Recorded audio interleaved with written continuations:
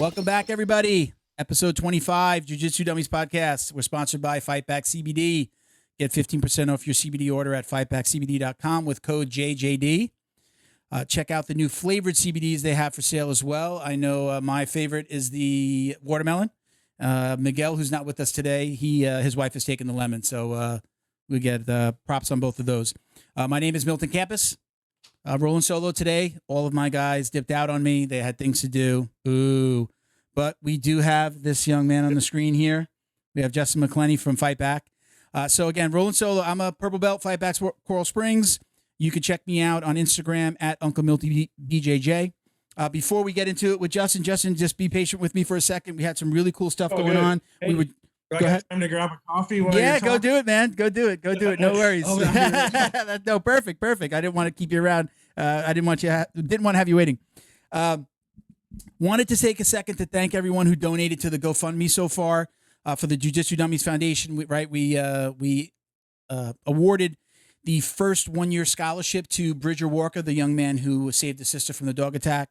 And he's got those 90 stitches on his face. So he's getting better. I spoke to his dad, chatted with his dad yesterday. He's doing really good. Not back on the mat yet, but he's healing up. So we're going to be doing something really cool as it relates to the foundation. So again, we raised money on Facebook. We've raised money on the GoFundMe. So we'd really love to award another scholarship very soon, real quick. Definitely before the holidays. We've talked about maybe just doing one per quarter. In order to do that, though, we've got to raise money, right? So we've partnered with one of our sponsors. Sean from Flow and Roll came to me. I appreciate you so much for bringing me the idea. We're going to offer some really cool perks for donations. We're going to start with a $50 donation. Will get you your choice of a Flow and Roll belt. We have from kids to adults. So you've got all the orange and the greens, the stripes, everything. You can get for every $50 donation, you will get your choice of a Flow and Roll belt embroidered with your name. Or let me bring this up here on the screen. Or, okay, some people might not want the belt. We'll send you a foundation mug. You see that on the screen there. So for every $50, you can get a perk. So if you donate $100, you want 2 belts, you want a mug and a belt, it's yours. We're going to send it out free of charge. Okay. You would be donating at our GoFundMe or on GoFundMe.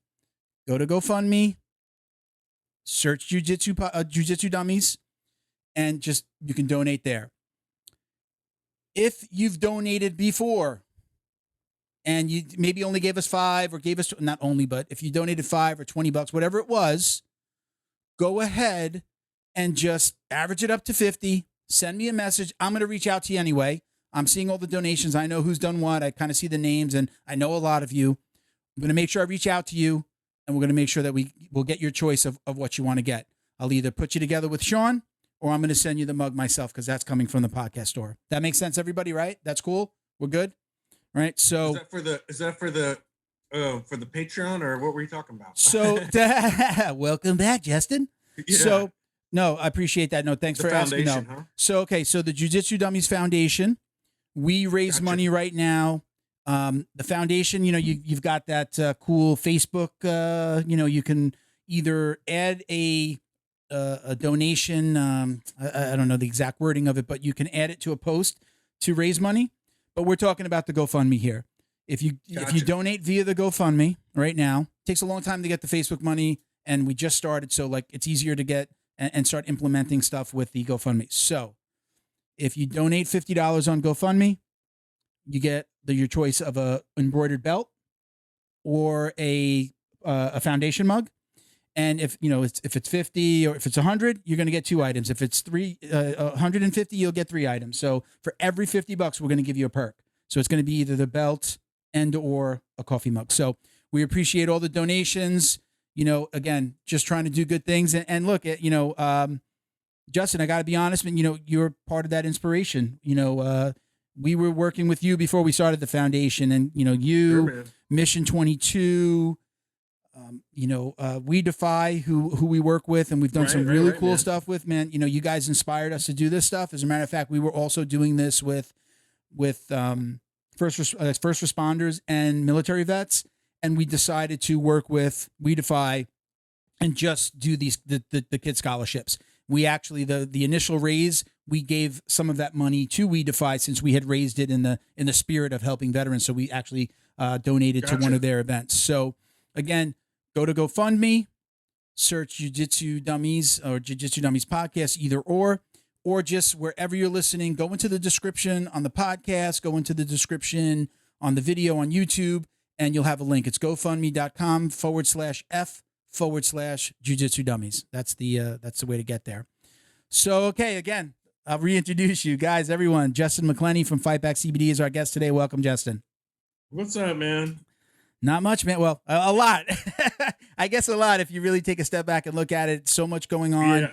We're so happy to get the foundation, stuff off the ground. And, it took us, I think, about 6 months before we awarded our first scholarship.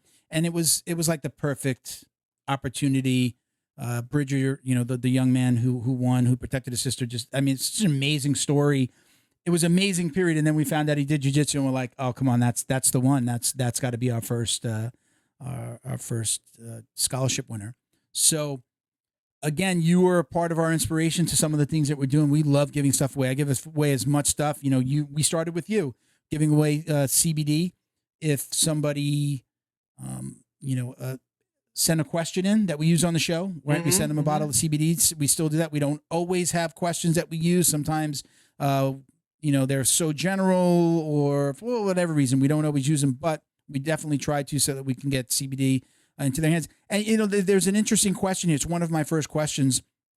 And I saw you post about the laws changing in Texas.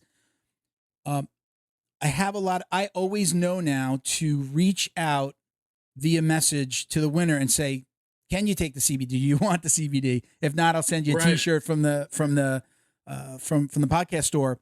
But it's usually a cop or have a question from Darren, who's a pilot, who says, when is this stuff going to change? What's going on with this stuff? I'm actually going to read his question, so I'm jumping way ahead here. But as an essential service worker in the COVID era, working long shifts, CBD would be a great nutritional addition. Inflammation, stress, and weight gain have been some of the adverse effects of the ongoing crisis for essential workers. The main issue for many DOT drug-tested employees, he's a pilot. I know he's a pilot. He's a friend of Junior's. Drug-tested employees and other drug screening programs is the notion that CBD contains traces of banned substances. Some pilot unions have gone as far as instructing their membership to not take CBD because it's not regulated and safety cannot be guaranteed. What steps, if any, is the CBD industry taking to move towards regulated and certified pure products or purity product? There's a lot there.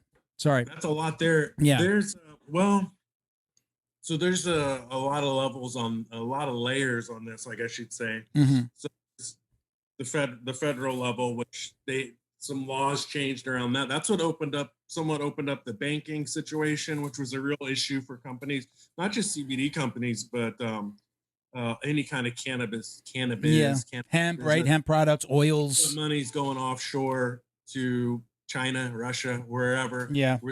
Process the credit cards, and so that was a change. And then that opened up. Some of that stuff is still changing, but there's no like FDA necessarily type regulations really going on. It was more like more around the legal status and the what do you call it, the how things are classified as a controlled substance. Okay. So that opened it up for everybody. And so basically, from a federal level, it's legal. And then so that's one layer, and then you have the state layers, and each state has different rules now. That was part of the problem, I think, with the federal regulations. I know this is getting boring, but we want to hear about it this up stuff. To the states to create their own plan, and that plan gets approved by the federal thing. So each state can have little differences here and there. That's what led to what's going on in Texas right now. As far as like regulation is like how certain drugs might be regulated from the FDA. I don't really see that happening anytime soon. But can you sit down with somebody like you can't go ahead. You can't make something and be like, this cures cancer. You know, you'll get there from the FDA to stop doing that. But you know, most brands. Well, it goes back to what I think what I said the first time we were talking, man, is it's good when you know who you're working with and you can trust what they're saying. Because I guess anyone can bullshit around, and unless the consumer themselves send something off to get tested, they're not going to know, right? So I would tell people, you know, I get my stuff tested. I know it's not going to make people fail. It's everything I do is legit. I don't mess around with anything, you know what I mean? So I know I'm putting myself over. I know I'm doing the right thing, and I've been doing it. I don't even know how long and how much I've sold now at this point, dude. But I've never had anyone say, "Oh, I failed a test," and I work with, you know, all kinds of people who probably are told not to do it. But that's the thing, man. It depends on what you define as freedom, you know, and how I have a license to, you know, with my job, and how far does your employers reach into your life that they can tell you what to do? So I know it's harder for certain people and certain jobs, but this is the thing. If you're taking something that you're not going to fail and no one's ever going to necessarily know anyway, does that make sense? Yeah. You know, it's, yeah. I mean, your if bottles, I've got them on the table here, right? I mean, it says, right, THC free. I mean, that's what people are worried about, right? And what it really means, man, is because it's made with a distillate, it's never going to be like 0.00000, but it's going to be well below where it can even show up on a test. So I send my stuff to the lab, it shows up non-detected because the equipment that they use it's below the testing threshold. Okay. That's way below a testing threshold of like a P test, you know what I'm saying? It's not going to show up. It's not going to make you fail for anything. Once stuff starts getting the higher level on THC, like what they call like some stuff that's like 0.3, sometimes it's over. You know, people could fail at that point, maybe, but not always.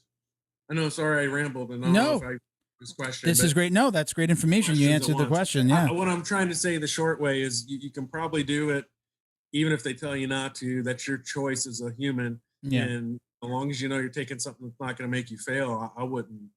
You're not making an announcement at work that you're taking CBD and you're going to beat a test. I mean, that puts people in a messed up situation, dude. You know what I mean? Like, you shouldn't have to do that, but you know, I was in a similar situation. I mean, yes, maybe it's not similar, but you know, with back with when the naloxone for reversing overdoses wasn't legal, and we weren't supposed to have it, and we weren't supposed to use it.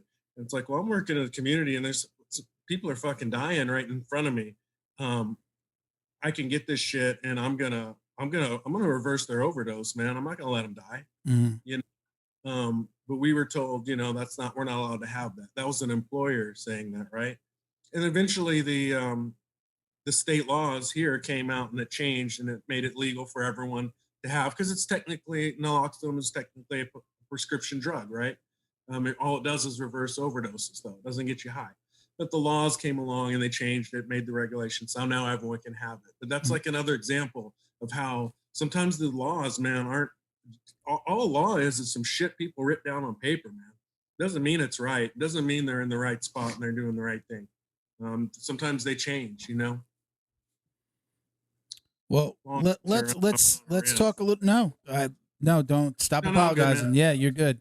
So let's can you expand a little bit on what you do for a living? And I mean, you talked about that. I can, man. What I was talking about there is I used to do well, I'm a licensed counselor, and I used to do like community work, outreach work, and so I do stuff that's, I don't want to get too much into it. I kind of like to keep my lane separate, but I don't do that anymore. I do something similar, as far as still in that type of work, man, with the substance use, just more from a policy perspective now, not a service delivery perspective. But gotcha.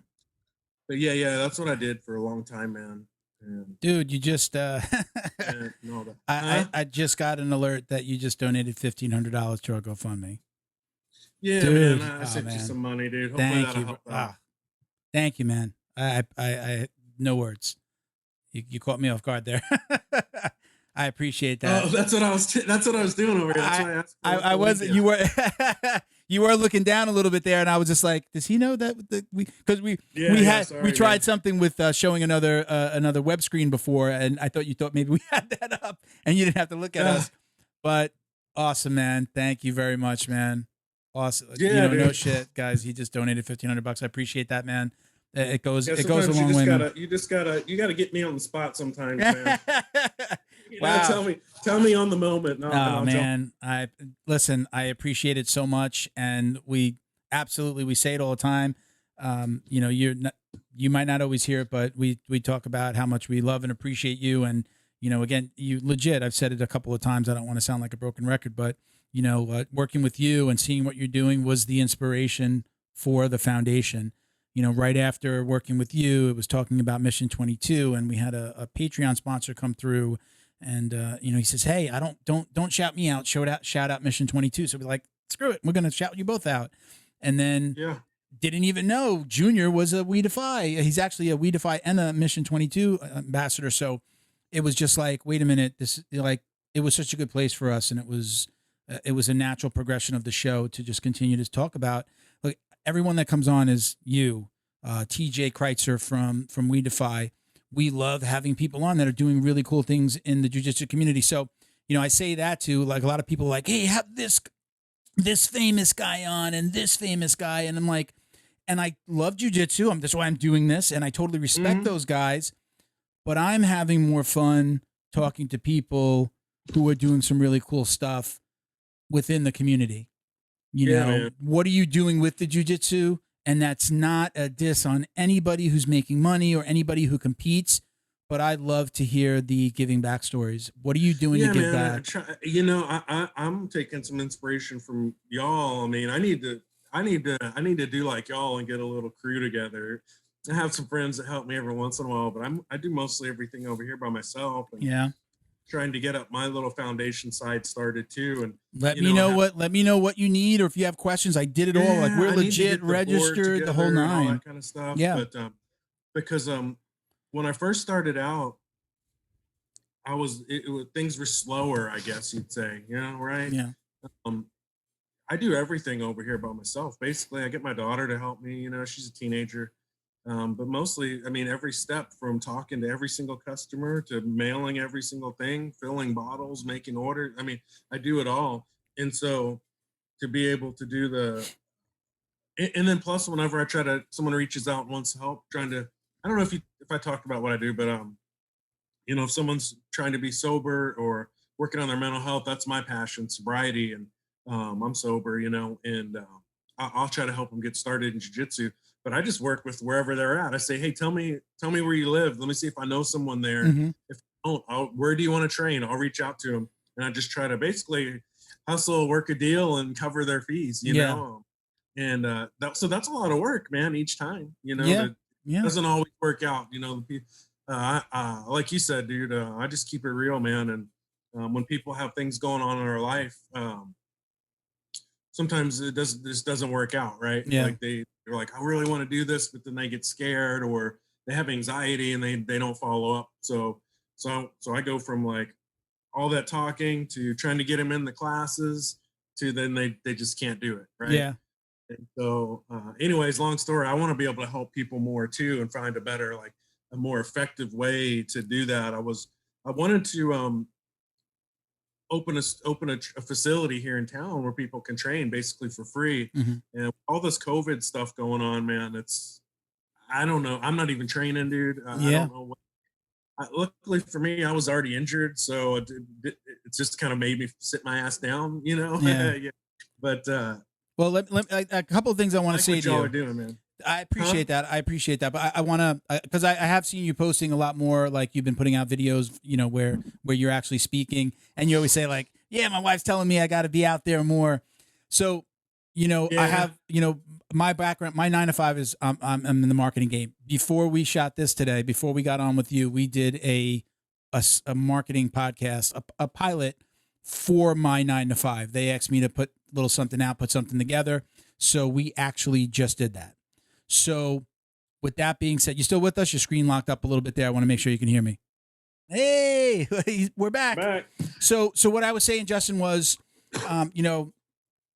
my day job, I'm in the marketing biz. That's what I do all day. We just recorded a podcast, a pilot episode for my job this morning. That's what we did before this. With that being said, if you need any help, if you need just, I'm good with the suggestion. Like I can invest suggestions and guide you in the right direction. I would love to say I could, do it for you. I know that I can't, but I could definitely tell you, I'll give you an idea.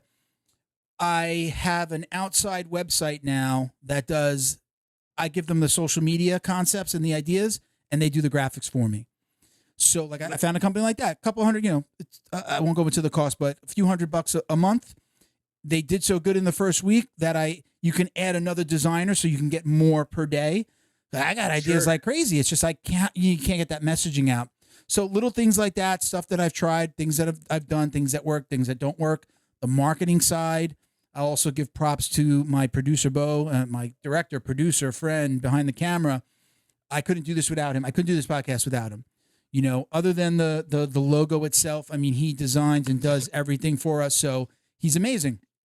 If you ever need any help with that kind of stuff, I can't say exactly what he would be able to handle, but I could put you guys together. Sure, man. At very least, the suggestions on what to do, the roadmap, that's what I do all day. I talk to people about roadmap on how to bring their product to market, how to talk about their business, how to get found more. So, most of our clients are, small and medium-sized businesses. So listen, anything you need help with, any kind of consulting or just you have a question about marketing, I'm your guy. So I definitely love to do that for you. Yeah, that's definitely not my my strength area, I guess. Look, the foundation stuff, again, shout out to WeDefy.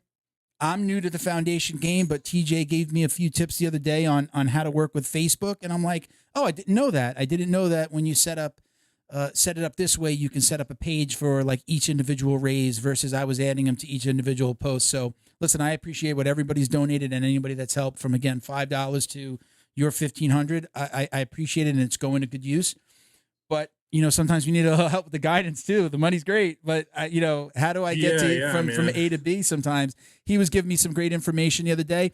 And then I, throw it back at him from the marketing side. Hey, we should do this and Veterans Day's coming and what could we do? And let's collaborate, and I think that we both love those interactions. So same things, everybody that's involved with the podcast, I tell them the same thing. If you need help with ideas or you have a question about what to do next or what's working, what's not working, I'm your guy. I'd love to help you out with that. And, yeah, man. One thing I was just trying to do is build up my Instagram, dude. Yeah. Anyways, we'll get. I'll tell you how to do it, man. I'll tell you how to do it. There's some little things that you could do, but like I said, the graphics company, they're creating. If you see the feed right now, most of the graphic art that you see now is this company, and it took a huge piece off of my plate. I just have to give them the ideas and the concepts, and boom, they're putting it out, or they're sending it to me, and I post it, but. Stressing about artwork and what to put out and the messaging and how does that look? And it looks crappy because I'm doing it with this app. Well, I found these guys and so far they've done really good. So I could pass along that information. Man, on who they I are. need something. I still use that old Photoshop CS6. I remember that one. On a disc, you have the CD. Yeah. Yeah. Well, I got it. We'll say that. Yeah. We all had that copy. I got that copy in the little purple see-through case. Yeah. So, all right. So let's talk a little bit about. I know recently you launched some flavored CBDs. I was talking. You sent me a watermelon. Thank you, man. I appreciate that. It tasted amazing. What? Explain that to me. Is it just about the flavor? Because I know that those bottles said that there was also something else in it. I'm not sure if I understand the terpenes. It's the terpenes, which is like so every plant, that's why an orange tastes like an orange or a lemon tastes like a lemon, or or a grape tastes like a grape. You know, everything has terpenes and I guess you'd say flavonoids in it. It's a natural thing for all plants and vegetables, fruits, all that stuff. Um, and it's also why if you think about, you know, I'm sober, but I know a lot about weed. So I wasn't always so does Bo. It's why sorry, Bo. It's why certain weed, it's why different strains of cannabis like smell different, taste different, have different effects. You know, THC is THC, CBD is CBD. I mean, that's what it is, right? So these other parts of the plant is what actually adds that effect, where some people might think something is more like a headspace kind of thing, or something's more energetic, or something makes you feel more relaxed, you know, that kind of deal. And so that's the terpenes.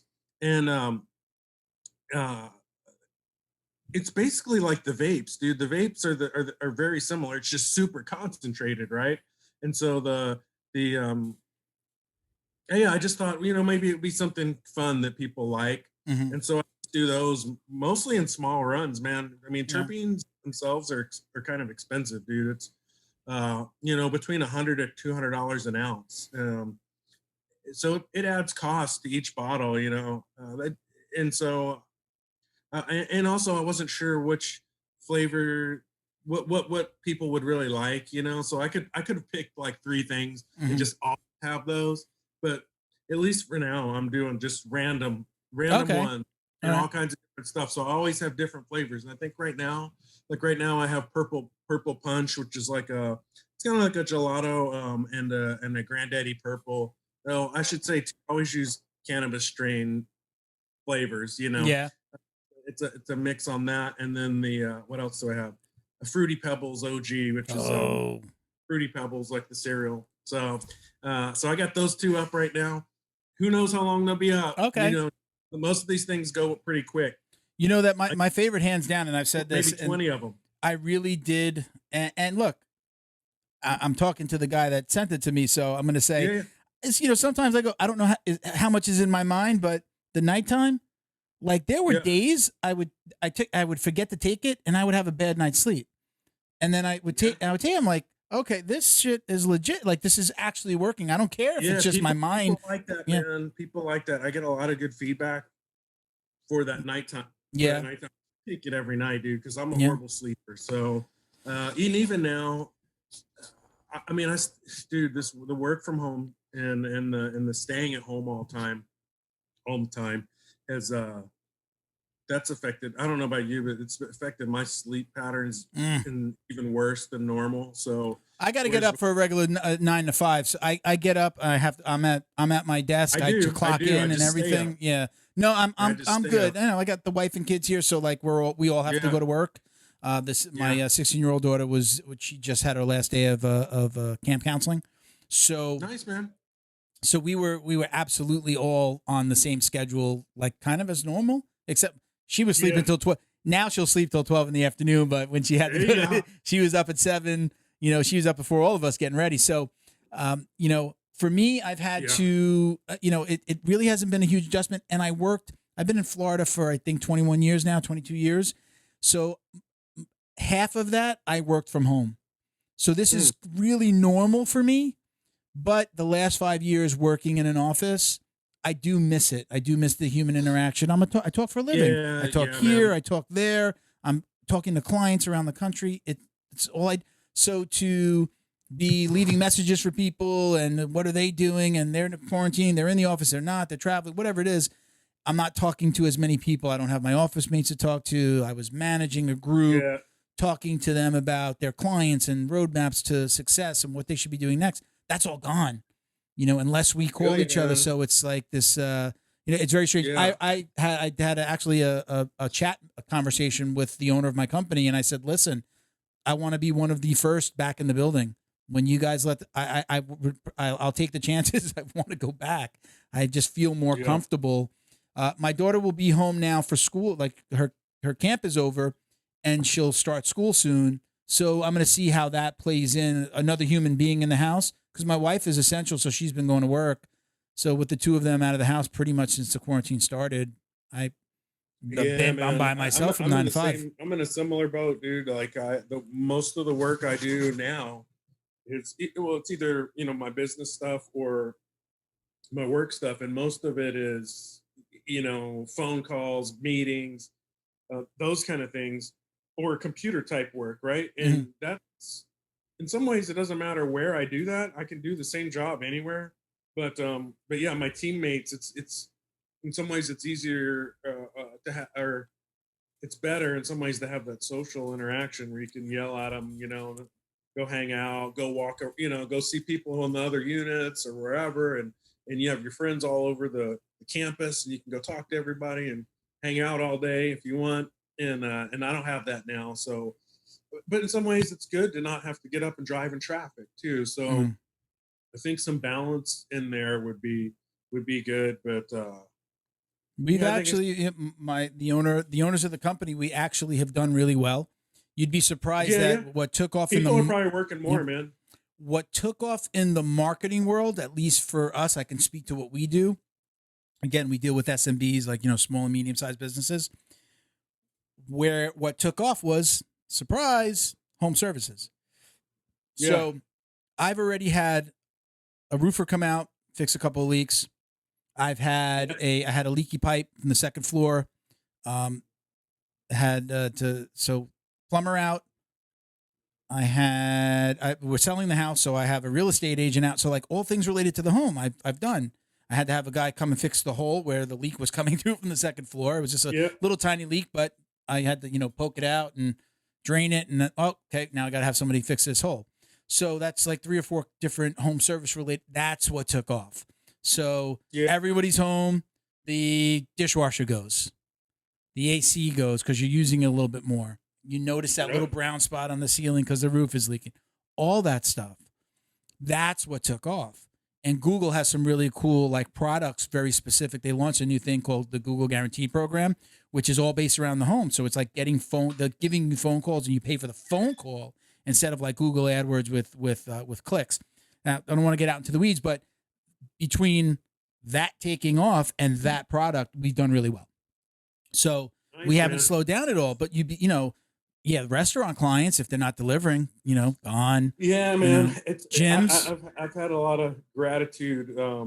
It's not always easy to remember that, you know, to have that gratitude or to be, you know, thoughtful. But for me, other than a few minor inconveniences here and there, things have pretty much continued as normal, right? It's like, okay, so I'm not going to my office, woo, you know. Yeah. But financially, things have been the same. And you know, on the FightBack side, my business didn't really slow down too much because I do most of my stuff either through the wholesale or through my own personal sales on the website. So that's already, it's not like I had a storefront that I had to, oh shit, I can't have customers come in. I mean, I was already online. So whereas like my friend who owns a store, you know, they had to figure out how they're going to serve their customers. Cause like, are they going to do home deliveries? Are people going to come and they're going to walk outside? Because, you know, how are they going to do this? So they can start doing online things. You know, I didn't have to do any of that. And I'm grateful, man, that throughout all this stuff, my trajectory basically stayed the same. I'm still moving forward. I didn't lose my job. I didn't lose my house. Well, you know, there's a lot of people out there that are hurting right now, man. And you know, I can't train because of the COVID situation and and I had an injury and all that. Yeah, what happened? I saw you talk about it a little bit online, but what happened? What's your injury? This was back in like February. I had 2 injuries back to back. So like the first one was stupid. My finger is normal now, but it was like stuck hanging down like that because I blew out that tendon. So it's like what they call like a mallet finger, baseball finger, or whatever. The tendon snaps. So if you don't heal it, your finger will just stay bent forever. I could still grip. I just couldn't straighten it back out, right? And that's no big injury, dude. That's nothing. You just put a splint on it it takes months to heal and you got to let it stay. You can't bend it at all. It has to stay straight. So now, like, I don't know if I can't even show it, but I can't I can't like close it all the way. I can only close it that far where, the rest of it. Anyways, long story, but I had that injury and so I took a couple weeks off. And I was like, fuck it, man, I'm going to tape it up. I don't give a shit. And so I taped it back up real good. I'm like, I'm going to go roll. And dude, the first roll in, I fucking tore my groin like all the way. It felt like it sounded like Velcro being torn. Like, oh man, really? Yeah. And so like that big all through my thigh and then up into my abs there on my right hand side. It's still messed up, dude. I if I push my foot a little bit one way, or sometimes if I'm trying to do a sit up or something, it's like I can't even. At first I thought, man, did I get a hernia or what? But that's just the injury that takes forever to heal. I mean, it can take 6 months, and the doctor basically said, if I don't have to get surgery, although maybe I should have, but he's like, basically, don't tear it anymore, or you're gonna have to get surgery. And it's like, So, anyways, that's what it's been. I've rolled a couple times at home with my daughter. I have mats here, and I've rolled a couple times, and I didn't have like the. She kicked your ass. Like in guard, and you're in guard, and you just want to reach up and like squeeze them down. I didn't really have the strength to like squeeze my legs or do sit-ups. Man, I can't. Luckily I usually play things pretty loose anyway, so it doesn't matter. But blue belt still. You're blue belt? That's why I hadn't been training. And I would have been back by now, even though it's because I'm hard-headed, even though I can still tell I'm injured. I would have went back. But the COVID situation, my mom stays with us, and she's got health problems, and I won't get into all her stuff, but she's very vulnerable. And so we've been like basically on like a lockdown at our house since March, really, man. I mean, it's been like real tight around here, dude. Everyone's here, we don't go anywhere we go. People wear the mask, that kind of deal. Don't let people in, just trying to do the best we can. Yeah. So I wouldn't be able to go back. I don't know, dude. I don't want to get into all this shit, but everyone has their feelings. I tend to say, hey, it's better safe than sorry. I don't know about you, but I've seen plenty of people go train when they're sick and they have the flu, and then the whole gym gets fucking sick, or it's like, damn, we all get fucking ringworm. Yeah. Like, why do we all have staph infections now? Yeah. It's like, dude, people in the gym, one person gets something, everyone gets it. So why is this situation any different where everyone's like, man, fuck that. That's bullshit. I ain't wearing no mask. It's not even real. It's like, dude, anyway, I'm just not in the spot where I'm not really worried about myself so much. I mean, I don't want to get COVID, obviously, but luckily I haven't. But it's a family thing, and I can't really put that. I'm that guy here on this end. I'm that guy. I'm I don't know if you remember, had a heart attack a couple years ago. The coming June, it'll be 3 years in June. So I'm that guy that I'm the the weakest link in my house. So, but my wife again has been essential. My daughter's been going to camp, so she's around all these kids. We've been lucky. I did get sick. I did get tested at one point. I was negative. So, they also told me the day before they told me I was negative that they lost my results. So I'm like, yeah, man. I've had a few friends that they got COVID, and it was brutal for them, man. And I have one of my good friends, his dad and his aunt both passed away. They were older, but it's no joke, dude. And I think it is what it is. You know what I mean? Like we got to do the best we can, and everyone's free to make their own. I'm not going to be a hypocrite. Yeah. Everyone's free to make their own decisions as an adult, to do whatever they want. So listen, you're not alone in that boat. So like I said, I'm the weak link in my house. Yep. And the day before I was going into quarantine from work, I trained on a Sunday. I thought it was supposed to be a tear, but I actually sprained my ACL and my MCL on the Sunday open mat at work. Excuse me, at my gym, rolling with my coach. So didn't tap. Didn't tap, and did it to my, I did it to myself, coach. I know I did. It's all good, man. So I've been, so I haven't been, again, really, Yeah, even till right now, I can't train. You showed him, man. You showed him.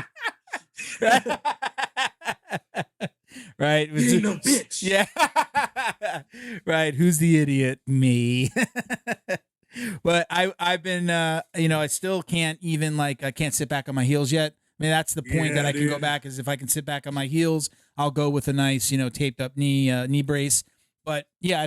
So heart condition, couldn't go, wasn't going to go train, blew out the knee, wasn't going to go train. So still can't. So I'm kind of like, it actually kept me from being stupid and going and training and, Me too, man. I've always trained through every injury. I've had my ankle broken. I've both of them really not broken, like completely, obviously the bone sticking out of the skin, that kind of shit. Not, it wasn't like a severe compound fractures, but I've had my foot cracked and, tweaked my knees, whatever. You get Kimura and my fucking shoulders. So I've always just kept training. I didn't care.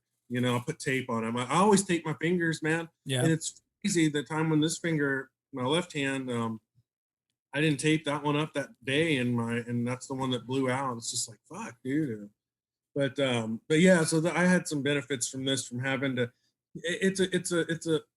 I don't know, dude. Maybe I would have had to sit home anyways because I was injured, right? Mm-hmm. Or maybe I would have been able to train. Maybe I would have went back and blown it out totally, and now I'd be recovering from surgery. I don't know. Yeah. But there's been the benefit, but also the drawback, man, of like, if it wasn't this COVID shit and I was injured, I'd probably still go drop in at the gym and just like hang out every now and again and like, maybe go sit in and just maybe I would drill a little bit, but maybe not roll. You know what I mean? I would have that like social. I've lost all my social things because I don't do anything else, man. I mean, I play video games and shit with some friends online. We chat and that kind of stuff and watch. Actually, tonight's UFC, so yeah, I'm gonna be watching it legally with some friends online. Legally, you said legally. Oh, okay, I pay for that pay-per-view. Watch it on that ESPN Plus. I really do have ESPN Plus. So I have that social aspect of chatting with my buddies, and they're all into MMA and training and jiu-jitsu and stuff too. So it's good to have people who know what you're talking about, or like, like, man, Ryan Hall's the shit. They're like, oh yeah, he's awesome. You know what I mean? Not like he's that dork who falls on the ground all the time and what's he doing? You know what I mean? It's good to have people who understand. His wife came to our gym one time. She's Jen. She's friends with our have a husband and wife team, Felipe and Sofia Amarante.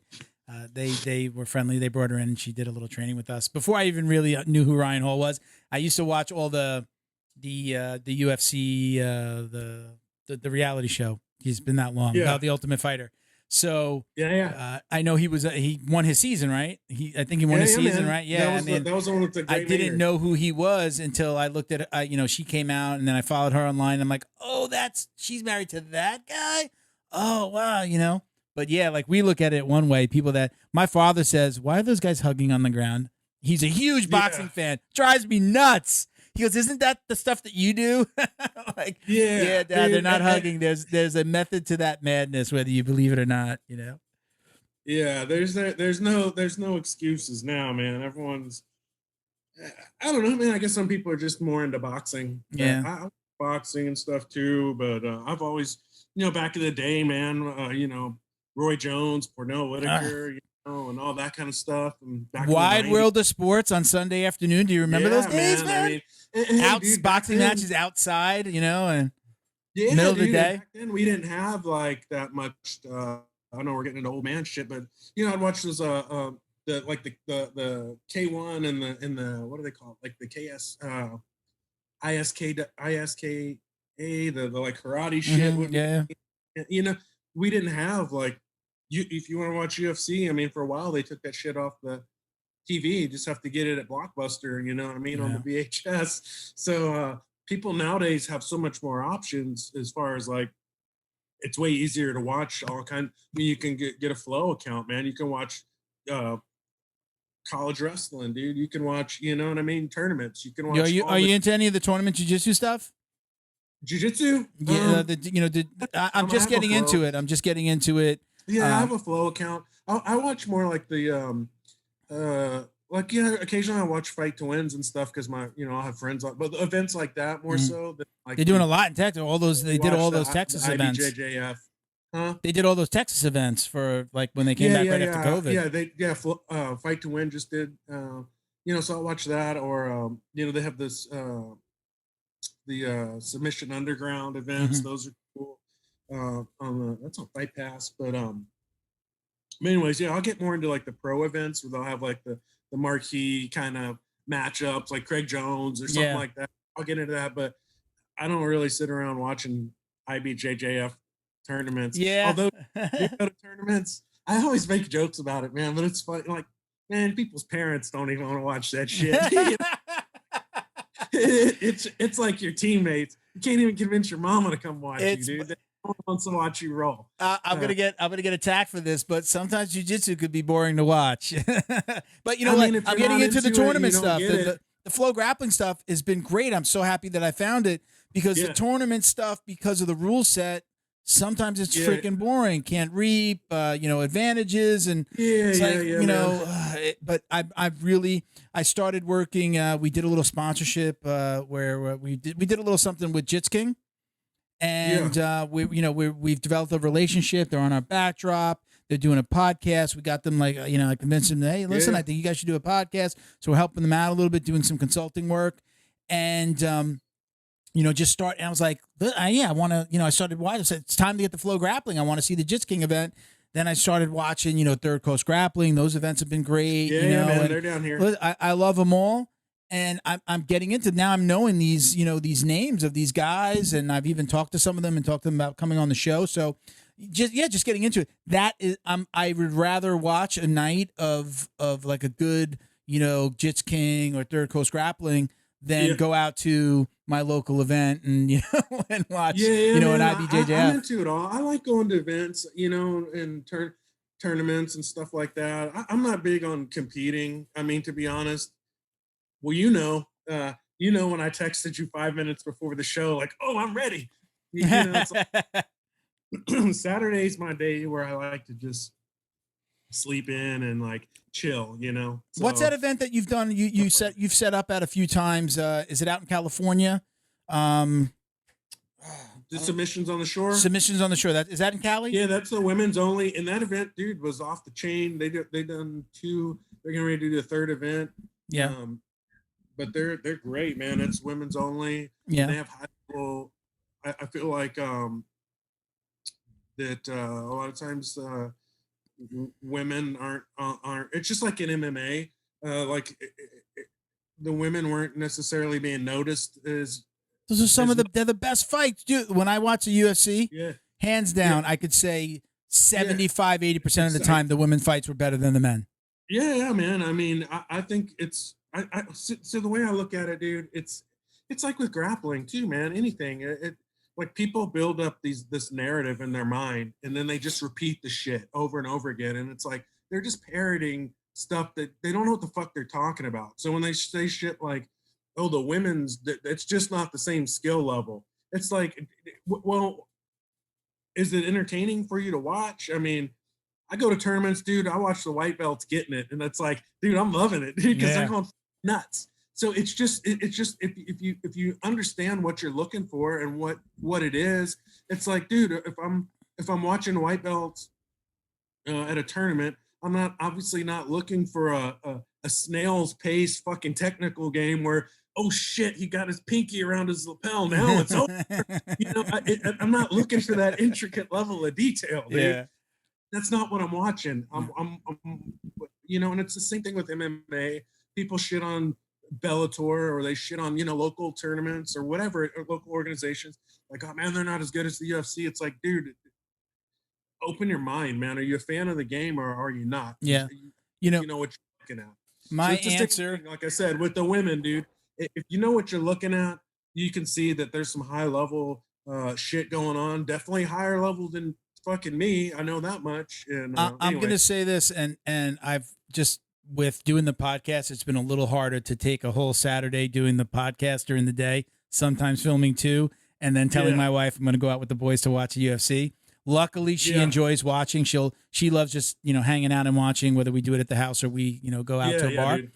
But tonight got Derek Lewis, Black Beast in this hoe. When people ask me, and I believe this is a sign of a true fan. So, and this is the same with boxing. When people ask me, who's your favorite fighter, other than the Mike Tyson era, because my birthday was on the same day as Mike, and just I grew up with the, when he was, I fell in love with boxing from Sugar Ray, Hearns, dude. I go back and watch that Roberto Duran, Leonard. I go back and watch old school shit all the time, dude. I mean, I don't. But when people ask me who's your favorite fighter, when I started getting into the UFC, probably in the early 2000s, people would say, "Who's your favorite fighter?" And I'm like, you know what? I have fighters I don't like, but I would say I just want to see a good fight. A good fight, dude. It's not the same as as football. Like, I just want to see a good game. No, you have your teams. With fighting, it's like, I want to see a good fight. Same thing with jiu-jitsu. I want to see a good match. I don't want to see it over fast. I want them to bring all of their skills to the game. Obviously, love when it goes to the ground. As a jiu-jitsu player, I want to see that. I want to see some ground game. But it's more about, I want to see good fights. And going back to the women, they always wind up having great fights. I mean, Dana White had to eat his words a while back. I remember the TMZ interview. They caught him on the sidewalk, and they were like, "We're ever going to see women?" It was like, never. And then boom, and look what it's become. And I think it's the best thing that ever happened to the UFC. And those fights are freaking amazing. But I agree with you. Whether it's Bellator, One Championship, K1, I just like seeing really cool fights, man. Unfortunately, I don't get as much time. Good Bellator card was on last night. Yeah. Man. There were some good scraps on that. Dude, I like Bellator. A lot of times your people crapping on Bellator, like, oh, it's like, dude, it's man, I'm from the Pride era, dude. So people are like talking about, oh, well, they're doing this mismatch or they're doing this is just a joke. I'm like, dude, I love all that shit. I'll watch Fedor fight anybody, dude. I don't care. That's my dude, Yeah. I mean, I'm old. He's old. Cool. let's do it. You know what I mean? I don't get it, dude. So it's like I said, though, I think it's people who don't have 20-something years of being a fan of the sport. They have like they came on with they're new to it, so it's like they're protecting their own ego and their own like insecurities by trying to shit on something else or shit on somebody who's out there training, dude. It doesn't matter what organization it is. The people are out there training, and that could be your teammates, dude. You know what I mean? You go to train, you got teammates who go fight on these cards. I mean, you know what I mean? You wouldn't be shitting on it if it was your teammate out there. So why on it now? You know what I mean? So anyways. So hey, where do you that kind of shit. I've had this question in my mind. I don't know if you just know her because she's a customer, or do you know Britt Tover? Is it? Am I saying her name? Britt? Yeah, do you know Britt? She does train with you. Yeah, that's my teammate. All right, because she'd be she's always shouting you out, and I was just like, I posted something one time, and it was her in the picture, and you were like, hey, who is that chick? And I didn't know if you were messing with him. I'm like, oh man, I thought they knew each other. And you said, you're like, yeah, you know that chick?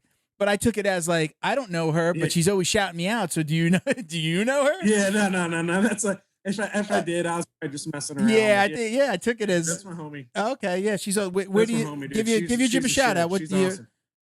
Give your Jim a shout out? Go ahead and say hello. To me, what? Yeah, give your Jim a shout out. What is it, Sinister? Oh yeah. So I when I was training, I don't know, maybe they exiled me. I trained at with Lynn Hughes at Sinister BJJ in Austin, Texas. Okay. So we're like one of those gyms that's like I don't know how to describe it. It's like I don't want to say, oh, it's like a family. It's just like we have our own culture, you know what I mean? It's a smaller gym, so everyone's supportive of each other, and it's just about jiu-jitsu, and it's people from all different backgrounds, dude, and all different diversity, and everyone just comes together for jiu-jitsu. There's no drama, no bullshit, Yeah, we're like that here. You know, a lot of people when they hear from out of state, when they hear fight sports, they're like, "Oh shit, cyborg land." You know, like, "Oh, yeah." Look, that's in Miami. That's that. Yeah. There's a different breed of jiu-jitsu player that trains there. Not to take anything away from any of my my training partners or teammates, but it's a little bit of a different culture up here in Coral Springs. So, you know, my coach goes and trains down there with them, and then brings back the move of the day, and he's, you know, so we still have that connection. But you know, we're you know, there's like, you know, real estate agents, accountants, marketing guys, podcast people, you know. All of my podcast roundtable members, all my partners here, they all train with us. They all train at Fight Sports, with the exception of Raul, one of our first co-hosts, who I haven't talked to him in a little bit. But what's his problem, man? Yeah, what's that dude's problem? Right? Why is he always got to be different? No, I don't. I'm just kidding, Raul. Love you, brother. But yeah, like, you know, but we're the same way. It's just like this. Listen, I wouldn't be doing the podcast if I hadn't started jiu-jitsu. Might not have done the podcast if I hadn't moved there from my first gym that closed. But yet, I mean, we are this little family. We like to pick on each other. We like to make fun of each other. It's what's made the podcast really work, is us, you know, ripping on each other like, you know, we're just old friends. And I think the feedback that we get the most is like, man, that's the way me and my friends talk. That's what we're like when we get together. You know, I get that a lot. I get those private messages like that. So yeah, we're the same way. You know, it's like, look, we're not. No one's going to Worlds anytime soon. Yeah, people are always welcome. Well, you know, you better check now with the COVID shit. But usually, we're always open for anyone to drop in. So, and we would do our sparring nights on Thursday nights. So we would get a lot of drop-ins from other gyms, and it's always cool, man. Like people working on their shit for a tournament or a pro fight, come drop in, do some rolls. Or people are traveling, they need a place to train when they're in town. It's a good spot because we're, like I said, it's a smaller. Sometimes, man, like if you, you know, if people are traveling, it's a good environment to be able to go into a smaller place that they're kind of interacting directly with the coach, rather than, you know, the coach is like within view of them, rather than to drop into like a 30-person class where, and then they're rolling, and there's, you know, it's like huge gym, and they're a guest, and so you're kind of leaving it up to everyone being cool with the guest, and not everyone's always cool, you know. So you hear my story about the guest that dropped in, that I usually wear a shirt over my rash guard. He tried to take my shirt and wrap it around my neck, literally, like try to wrap it around. He tried to wrap my he tried to wrap. I said, hey, look, our first roll is always a floor roll. He was brand new, never met him before, so I said, hey, you know, I'm definitely going to stick to the floor. I'm not going to just go in on somebody that comes. I went really slow, and he went ham. He thought it was, you know, tournament time, and I told him, I said, do you know what it was a no-gi day. Do you know what flowing is? I didn't know his experience. Turned out he was a purple belt, but he had come in a couple of times. I had only met him this once, and I kind of, you know, he was going really hard. So I was just kind of playing. I rolled over. He was on my back. I was good. He grabbed my shirt and tried to literally, like, he got pissed off. I tried to wrap it around my neck. I said, what the fuck are you trying to do? It was crazy, man. But I rule going forward for me is I don't care who drops in. I'm not rolling with them until I see them roll with a couple of guys, and they're not fucking spazzy, man, especially with the blown out knee now. Most of the time when I'm traveling, unless it's like an affiliate gym, you know, that I know the coach, you know, it's one of our teammates in another area, or something like that, or maybe if it's like I'm going to a seminar or something, that's a little different. But to drop in and start rolling, like me personally, I don't like it too much. I mean, that's how I got injured before when I got my foot cracked. It was on a drop in. It wasn't at my home school. My home. I was dropping in somewhere else, and you know, sometimes people want to go hard, man. I was just fucking around. I wasn't even trying. I wasn't even doing anything. I was just laying around like a dead fish, you know, flopping all over. And this dude fucking cranked my foot off and popped my knee and cracked my foot, cracked my ankle, and It is what it is. I don't care, man. It was just kind of stupid. I'm like, dude, what the fuck? Rub some CBD on it, man. Rub some CBD on it. You'll be fine. The dude was apologetic. I think he just, sometimes I think people just get a little overzealous. They don't realize that, that they're like, they're going to crank a sub that's like way past where they normally would. And it's like, dude, I didn't have a chance to tap because you instantly, I mean, I guess I could have tapped when you got a grip, but you can't. It's like if someone gets a heel hook on you and you don't know them, you don't really got a chance to tap. If they want to just rip it, they can. You better tap as soon as you see them grabbing it, because once they got it, it's over. You know. So, anyways, long story, but I got like tattoos and I'm not like they saw you coming. They were like, "Oh shit!" I'm not the smallest dude. I'm not the biggest dude. And so I think sometimes people. Yeah, they think I'm gonna go super hard, so they go super hard. I just feel like, dude, people always go hard as fuck, and I'm like, man, I'm not about that shit. Yeah, dude, I'm usually the biggest guy in my gym. I mean, I've hit I'm easily 225, 230 at any given time. Yeah. About 5'11", so I'm usually the biggest guy. And it's not all muscle. It's definitely not all muscle. So, I've learned. I pull guard a lot with the little, the smaller guys and the white belts. And man. We talk about humility a lot. I've got to learn to not, somebody starts going hard, I start to escalate. I let you control the volume, put it that way. Man. I'm big enough that they can't just move me too easily. Yeah. Not saying I'm the the best guy on the planet. I'm no Gordon Ryan by any means. Right. But I'm definitely going to let you dictate the pace because I'm so big. Because if I do, I'm a bully. I'm the bully if I'm going too hard. Yeah, it doesn't look good. I mean, and I've seen people do that. I think we talked about that last time. Like you don't need to crush someone. I think it's like having, once you have the knowledge of what you're doing, there's kind of no excuses, in my opinion.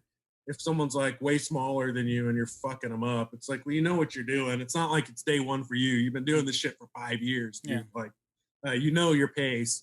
So it's just it's a good way for both people to get hurt, to be honest, man. So it's better to not do that and just, like you said, just flow and chill. That's why, like you're talking about Britt, that's my homegirl, man. And I love rolling with her. She's obviously smaller than me. And she looks scrappy. I haven't seen her roll. She's scrappy. Oh yeah, dude. She wants to go. But what were you going to say? She wants to go hard. She likes to go hard. Yeah, she wants to go hard. Yeah, she goes hard. All right, and that's cool, dude. That's cool. That's cool because that's cool because we have a size difference there. So it's like she can do that, and I can be more mobile and like work on my like turtle and like work on my inverted shit. I ain't gonna invert against you, dude, because I'm gonna you know what I mean?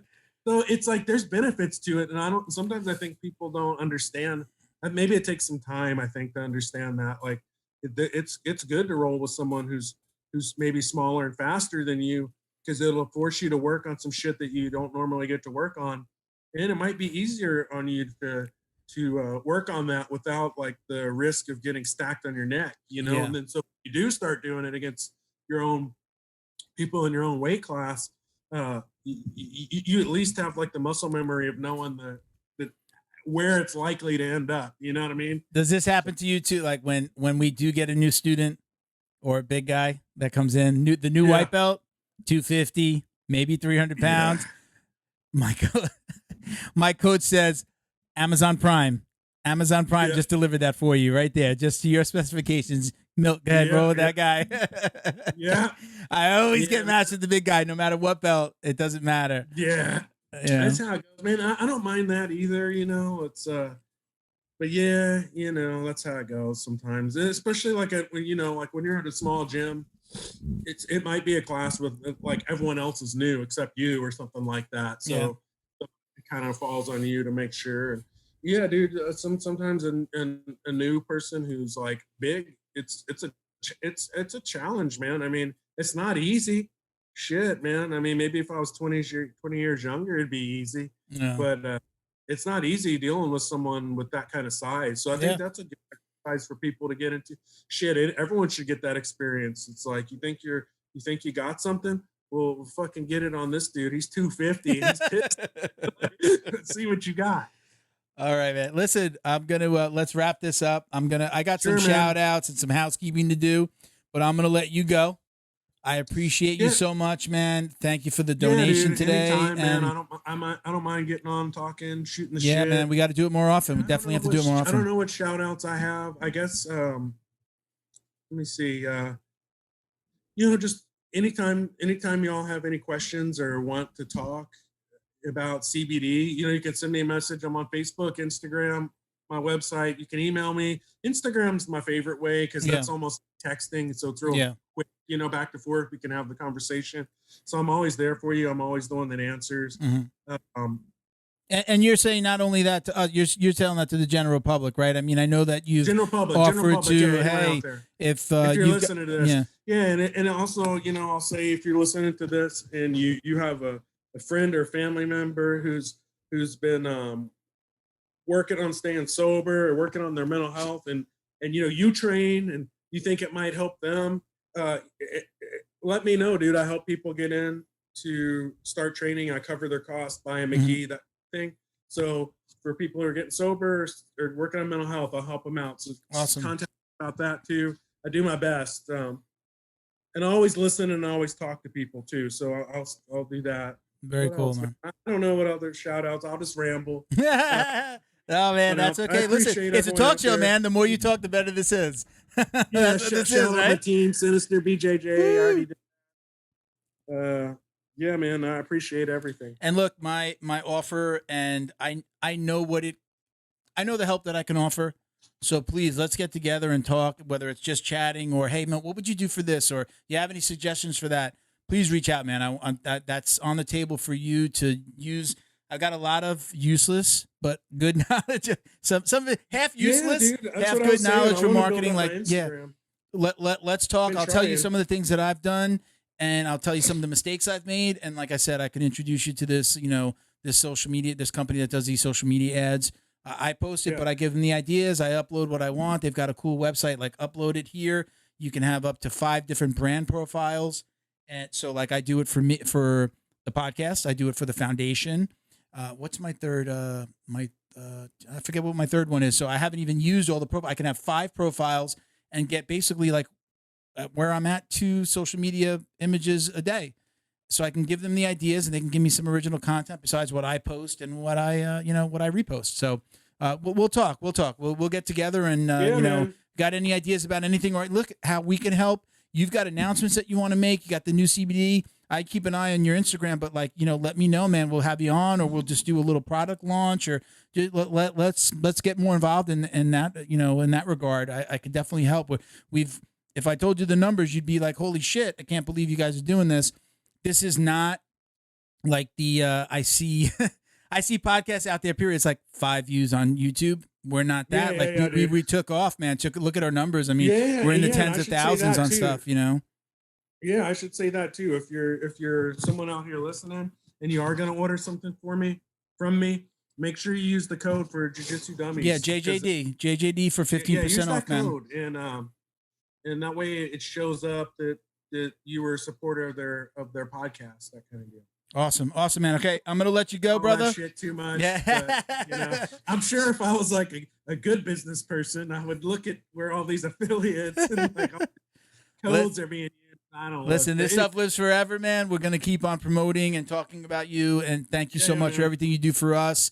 Again, we usually give, like, Darren's gonna get a bottle of CBD for his question that he submitted and that we spoke about earlier. So sure. We'll get in touch with you on that. And again, listen, Jet, we appreciate you. I'm gonna let you run, but I got some housekeeping to do here, man. Take care, brother. We'll talk soon. Later, dude. All right, brother.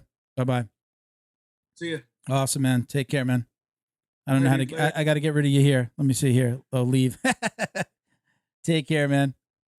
Later, bro. All right, guys. We're going to do a little housekeeping, guys. Stick around. I got some really kind of cool stuff to talk to you guys about. Stick around because this stuff is really good.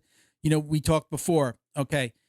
If you donate to the show, I don't want to beat a dead horse here, but I think this is amazing. If you donated to our GoFundMe or even on Facebook, and you sent $5. You want to send the other 45 and get a belt, an embroidered belt. Where are we going here, Bo? Right here, right? If you want to send the other 45, we'll send you an embroidered belt, or we'll send you a very cool, I hope Bo's got that on the screen, Jiu Jitsu Dummies Foundation mug, which you can also find on jiu-jitsudummies.shop. All right. Sean from Flow and Roll offered it up, gave us the idea. We said, okay, not everybody's going to want a belt, so we'll throw in the mug, but amazing. This is an awesome belt. Again, Flow and Roll, Sean, thank you so much. For every $50, every $50, you can get a perk or a gift. So if you want to donate $100, we're going to give you a belt. We're going to give you a mug. So again, if you donated already, you want to average it up, send me a message that you donated the rest, and we'll get you a gift. I promise you. So let's. We talked about We Defy a couple of times during the show. We want to thank the We Defy Foundation for their support and all they do for veterans and the veteran community. If you don't know what they do, they provide therapeutic relief to disabled combat veterans through jiu-jitsu. You can check them out at We Defy Foundation on Instagram, and you could donate anytime at wedefyfoundation.org. All right. I want to also thank Power Shield and the War Bar. Look at this guy. I think this is amazing. I've had it for a couple of weeks. We didn't shoot. We took a little bit of a break after episode 24. But look at this amazing, number one, love the freaking logo. It's amazing. Okay. So what are you telling me, Bo? Lower? Bo's giving me signals off. I'm here. Which one should I be on? Oh, this one in the front. Oh, I was going here. You told me that this was my camera. Okay. So this was here, so I didn't have to pick it up. I was trying to get it closer. Sorry, guys. So the War Bar, Power Shield, they are freaking amazing. They were, if you guys remember back, they had the spray. You could spray it on your body. You could rub it in. They sent us bath salts, lots of cool stuff. They just launched the War Bar. It is amazing. And they sent me, I'm hoping, I think that this is part of the package. If they send this out, you also get a soap tray. It's a wooden soap tray. So very, very cool. I appreciate you guys. Thank you for sending that to us. I've been dying to use this. But I wanted to wait till we showed it on the episode first. Again, FightBack CBD, get 15% off your order with code JJD, fightbackcbd.com. And I got one other unboxing, if you guys don't mind. Stick with us for a second. So I am a BJJ box client, and they sent us some cool stuff here. So first, I got the shirt. Can you see the shirt, Bo? Where am I going here? Woohoo! Right? What does it say? I don't even remember. Roll light. Roll light. Enjoy jiu-jitsu responsibly. So this was in the package. This was in the package today. Roll light. Jiu-jitsu. Enjoy jiu-jitsu responsibly. Screwing up with the mic here, Bo. Sorry. So they gave us this shirt. They gave us a couple of knee pads. They gave us a air purifying bag. I guess it's for your gym bag or your gloves. That's cool. They gave us the sports bean. Okay. All right. These are actually Jelly Belly, Quick Energy jelly beans. Very cool. Now, I do have a bone to pick with them. You guys got to start sending stuff in a box because I get it. Hat's cool. Essential grappler. But if you're sending it in a bag, like you guys did with the stickers a couple of packages back, it just completely folds up and it's a mess. I love the shirts. I'm with you guys because I love the shirts, but if you're going to keep on sending stuff in the bags, it just gets all jammed up. So that's my take on it. So BJJ box, step it up a little bit with the shipping. Housekeeping here, guys. We talked about FightBack. We're also going to talk about Jiu Jitsu Shop, the jiu-jitsudummies.shop, 10% off with code JJD. We have ranked rash guards, tees, face shields, backpacks, coffee mugs. We've got our foundation gear there as well. Free shipping on orders over $50, okay? So We're also brought to you by JJD Podcast Consulting. Check them out on Instagram at JJD Podcast Consulting for any questions you have about starting your own podcast. You want some free information? Great. If you need some help, we'll definitely love to help you out, get something launched. Anyone out there that would like to work with us or sponsor the show, donate products for a giveaway, please email or check us out on our social media. You can find us everywhere at Jiu Jitsu Dummies. You can visit our website, jujitsudummies.com. Different from the shop, there's the store, and then there's the podcast website. So you can visit jujitsudummies.com or send an email through info@jujitsudummies.com. Our contact page on that website also allows you to suggest a potential guest or tell us, who you want to hear on the show. If you know somebody, that's great. Put us together. Have them reach out. Okay. We'd also like to thank, once again, Flow and Roll, number one for the idea, but for everything that you do for us. Check out Flow this is on Instagram at Flow_N_roll. They have really cool jiu-jitsu t-shirts and other apparel, online. You can go to flowandroll.com, get 20% off your online order at JJD. But when you go to their Instagram, you can check out all the cool custom stuff that they do. Okay. If you'd like to support the show other than the GoFundMe, right? So the GoFundMe is for the foundation. Patreon is if you want to support the show for as little as $5 a month. You get entered into two $100 drawings every single month.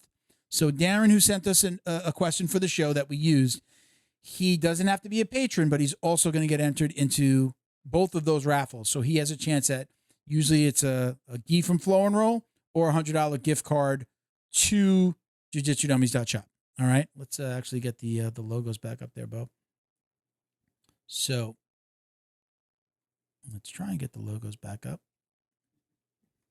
All right, I'll get better at this, guys, with all our new setup. All right, so two drawings. You can win at least $100 in jiu-jitsu swag. Listeners who submit questions are also automatically entered into that. So, all right. So shout out to our current podcast patrons. So first of all, we have our newest patron, Robert Walker. That's also our foundation winner. That's Bridger's dad, our first foundation winner. So he is now our newest podcast patron. So shout out to you guys. I hope to see more pictures of Bridger, in his healing process. I can't wait to see him back on the mat. We also want to thank Frank House, Liam Berg, Wolsey Rivera, Boa Athletics. You can check them out at Boa, BOA_athletics on Instagram. Michael Pixley Jr., Jason Smiley, Eric Perkins, Britt Tover, love you. James Fisher, CJ Carroll. We always shout out Mission 22. Chuck Reddoor, that's my meme guy, always has me laughing hysterically at the stuff he sends me. And Roberto Santiago, our South Florida Kung Fu soon-to-be master.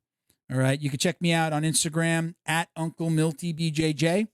And let's give out the foundation stuff. We talked about the foundation a lot. If you want to check us out some more, you can follow us on Instagram at the JJD Foundation, on Twitter at the JJ Dummies FDN. And then again, the GoFundMe, you can just search or look in the description.